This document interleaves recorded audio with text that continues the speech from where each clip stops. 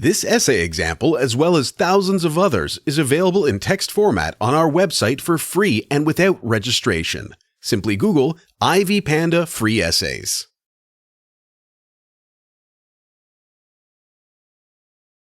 Incensed by the steadily growing number of deaths, crime, and corruption created by the illicit drug trade and use in recent years, a number of persons drawn from both the government and the private sector have been calling for the legalization of drugs to curb the problems associated with the abuse and trade in drugs such as cocaine, heroin, and marijuana.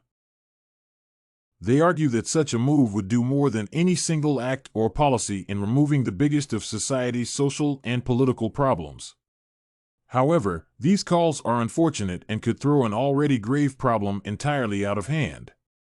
If scrutinized, it becomes clear that the legalization of drugs would not bring a solution to any of the problems associated with drug abuse.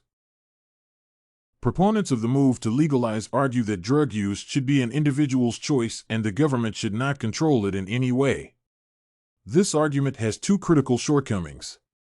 First, we cannot just do anything we want with our bodies, just the same way a person cannot walk down the street naked or say anything we want anywhere.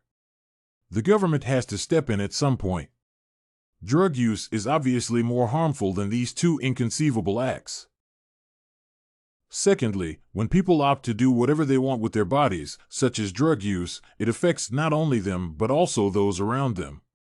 To put it practically, a driver who is high on drugs puts the lives of others on the road in danger.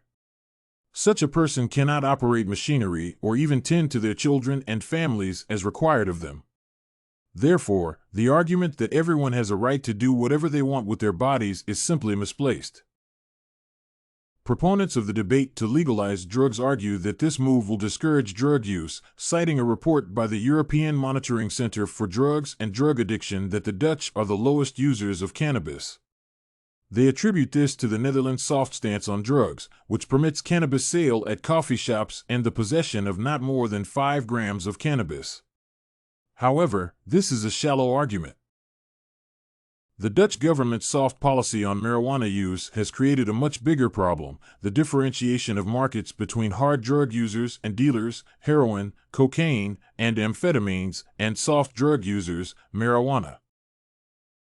Consequently, the number of marijuana users has fallen as most people have resorted to hard drugs, making the country a criminal center for illegal artificial drug manufacture, especially ecstasy, in addition to becoming a home for the production and export of marijuana breeds that have been reported to be 10 times higher than normal.